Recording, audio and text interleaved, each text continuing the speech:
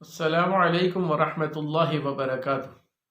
سامعین محترم، آج نوجوان بڑے فکر مند ہیں کہ وہ کون سا پیشہ اختیار کریں جس کی وجہ سے ان کی معیشت مستحکم اور مضبوط ہو سکے۔ وہ کون سا پیشہ ہے جس کی وجہ سے ان کی معیشت ترقی کی راہ پر گامزن ہو سکے۔ وہ کون سا پیشہ ہے جس پیشے کی وجہ سے ان کے مال کے اندر برکت ہو۔ وہ کون سا پیشہ ہے جس میں زیادہ سے زیادہ منافع ہو۔ وہ کون سا پیشہ ہے جس پیشے کو اللہ رب العزت نے اپنی کتاب قرآن پاک کے اندر تعریفی کلمات کے ساتھ، مدحیہ الفاظ کے ساتھ بیان فرمایا ہے۔ وہ کون سا پیشہ ہے جس پیشے کا نام خود رسول خدا صلی اللہ علیہ وسلم نے اپنی زبان مبارک سے تجویز کیا ہو۔ سامعین محترم، وہ پیشہ ہے تجارت کا۔ حضرت قیس بن غرزہ رضی اللہ تعالی عنہ ایک صحابی ہیں۔ وہ رسول اللہ صلی اللہ علیہ وسلم کی ایک حدیث نقل کرتے ہیں۔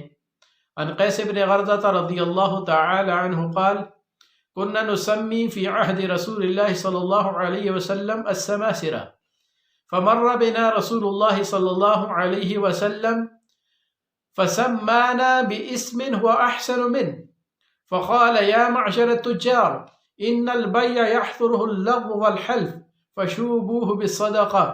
حضرت قیس بن غرزہ رضی اللہ تعالی عنہ فرماتے ہیں کہ ہم رسول اللہ صلی اللہ علیہ وسلم کے زمانے کے اندر سماسرہ کہلاتے تھے۔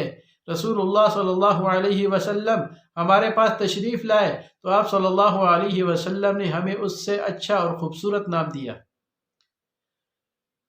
اور رسول اللہ صلی اللہ علیہ وسلم نے فرمایا کہ تاجروں کی جماعت بے کے اندر لغو باتیں اور جھوٹی قسم ہو جاتی ہیں، تو اس لیے اس کو صدقے کے ساتھ ملایا کرو۔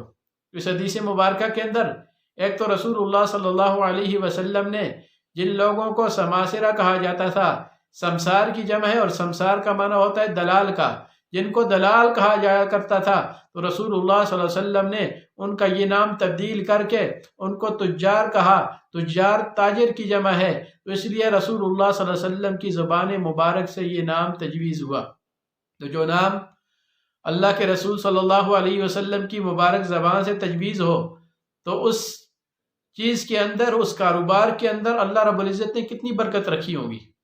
اور خود رسول اللہ صلی اللہ علیہ وسلم نے صرف نام ہی تجویز نہیں فرمایا، بلکہ رسول اللہ صلی اللہ علیہ وسلم نے حضرت خدیجہ الکبریٰ رضی اللہ تعالی عنہا کا سامان تجارت شام لے کر بیچا، اور آپ صلی اللہ علیہ وسلم بہت بھاری منافع کے ساتھ اور پرافٹ کے ساتھ واپس آئے۔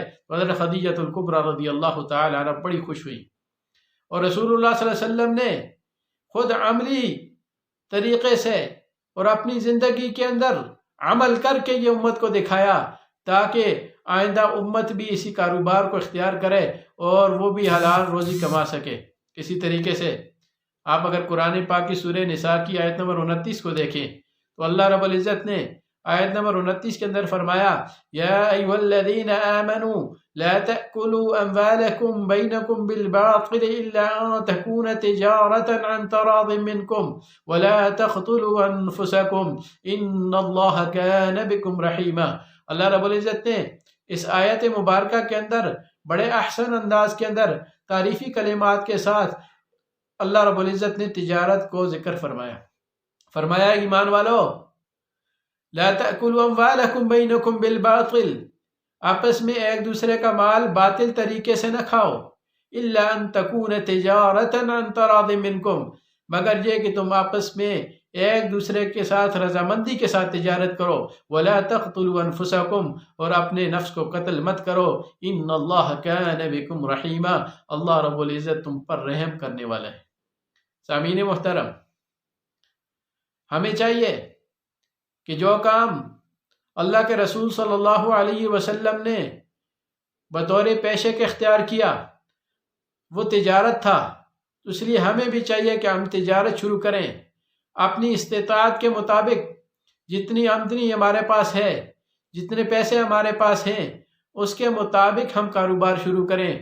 انشاءاللہ کل ایسا وقت آئے گا کہ ہم چھوٹا سا کاروبار شروع کریں گے تو پھر وہ بہت بڑا کاروبار ہو جائے گا، اور آج ہم لوگوں سے اگر لیتے ہیں پیسے، لوگوں سے پیسے مانگنے والے بن رہے ہیں، تو کل انشاءاللہ ہم لوگوں سے پیسے مانگیں گے نہیں بلکہ لوگوں کو ہم دینے والے بن جائیں گے۔ اللہ رب العزت سے دعا ہے اللہ رب العزت ہمیں حلال روزی کمانے کی توفیق عطا فرمائے اور ہمیں مایوسی سے بچائے اور ہمیں سستی سے بچائے اور ہمیں جلد از جلد اپنی تجارت شروع کرنے کی توفیق عطا فرمائے۔ وما علینا الا البلاغ المبین۔